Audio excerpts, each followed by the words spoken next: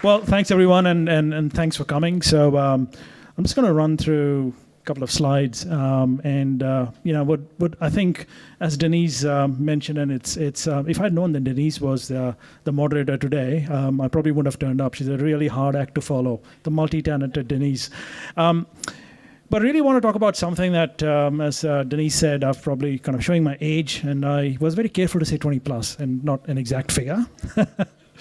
But I really want to talk about something that it's kind of taken me a little bit of time to realize, and that's about how we make HR all about employees and really what employees want, right? So it's quite a change that's kind of come through. So let me talk about that. So I'm going to talk about user-centric HR, and obviously just want to check how many people are from work in HR at the moment. I know you work in HR, right? Okay, so that's good. About 50% split. I'm currently doing some work for an organization, and at the moment I try really hard to make sure that I kind of protect whatever I do from the HR folks. So it gives you a little indication as to what I'm leading to. So if you haven't read this magazine, but HBR bought out an issue in 2016, which says it's time to blow up HR and build something new. How many people agree with this? Raise, okay, show of hands. All right, so there are a few. But it's HBR, and it's saying it's devoted a whole issue to blowing up HR, and you might wonder why, right? And extract from that particular article talks about that. People actually love to hate HR, right? And that's me included. And really, it is time to scrap some of the very long-standing practices. Remember performance management? We've done it for so many years, and all of a sudden, nobody wants to do it anymore. It took us a long time for us to realize that, right? So we're really kind of not connected to what's happening.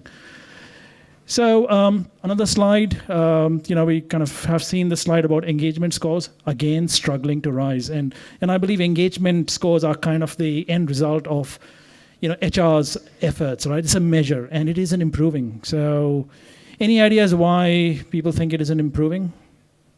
If you've got a similar experience? Any ideas? We are kind of just plateaued out on employee engagement, right? So this is, again, it's a big survey done by Aon Hewitt. So it's essentially kind of just plateauing. And the organizations I've worked with, HR are finding it really difficult to increase the engagement level about a certain level, right? So what is happening here, right? My proposition to you is that HR needs to be more employee-centric. Now you might ask, HR has always been it's always been about employees. But really, what we kind of need to ask is, are we actually all about employees, or are we more about what the business wants and what our leaders want? So where are we taking our orders, and where are we directing our efforts to? And I think it's kind of time to switch back to focusing on the employee and focusing on employee advocacy, right? Becoming champions for the employees. And here's a tip, just ask them, right? Just ask what they want, and you'll get some answers which, frankly, with all my experience, even startled me, because it was like, oh my God, I have to unlearn so many things that I've learned in HR to kind of move forward. So here's a case study. This is a true case study, right? So I'm kind of designing an onboarding exercise for new employees in a media company, right? And what I did was I asked the team to go and said, just ask the people who've just joined the company after 1 week, 2 weeks, 3 months, 6 months, as to what was the information they really wanted. So here are 5 choices, right? And you can kind of read them. And I'll come to that later. I'll give you the answer, but can you guess which was the piece of information that was least important to the new employees, right? So you've got where to find office supplies, how does business generate revenue, performance management approach, CEO's videos, welcoming employees, and how to get software installed on your laptop. Any guesses? 4, 3. All right, I'll give the answer a little bit later.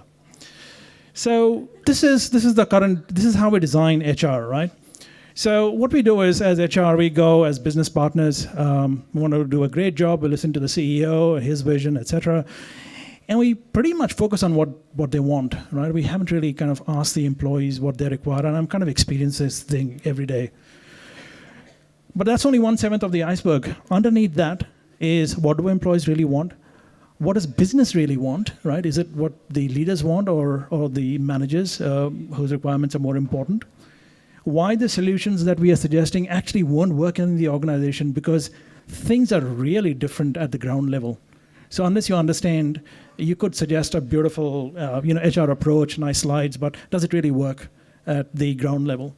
And there's the question of engagement and motivation. So we've kind of talked about really this contractual agreement between employees and employees changing, right? So it's become a little bit more transactional, a little bit more, there's no lifelong employment. So that has changed, right?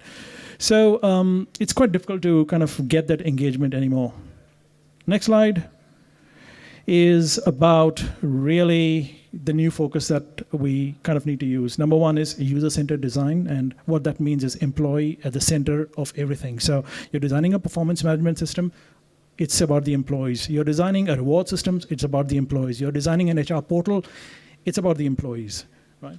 And also to use a total workforce approach. So what we're finding is that we kind of tend to be focused on employees, but the reality is our organization is made up of employees, a lot of contractors, a lot of contingent.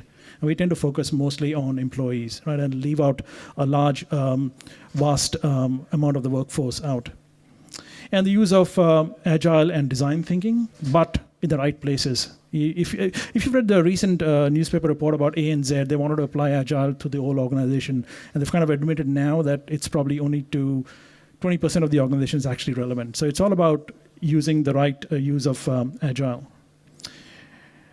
So this is, I won't dwell on this, but this is user-centered design. You basically understand the employee, how they're working, what are the conditions. You ask them, and then you get those requirements and you protect that requirements. They are gospel, right? Because what happens is, what we'll see in the next slide, is that the one thing that the employees were least interested in was the CEO's videos welcoming employees, right? And the interesting thing was, I presented this back to the HR folks, and they just could not understand this, right? They're like, but we need a CEO's video. I mean, how is onboarding a valid thing without a CEO's video? But nobody really, nobody actually said they wanted to hear the CEO's videos right up front. It's a nice to have. Is it necessary?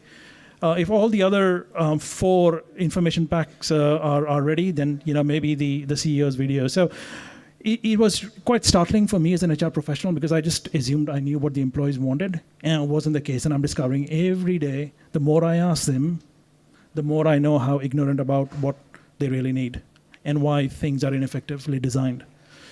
So I think the takeaways are really, from me, is use our requirements as a starting point, ask them, respect that, and also protect that from the higher up bosses who might want to do other things, because that's what employees want. Using design thinking and agile in the right circumstances, and also more data for driving decisions rather than a gut feel as an HR professional, right? We need to rely less on our experience and more on data by asking the employees. So I think that's where I'll finish. So hopefully, kind of given some new thought for you. So thank you very much.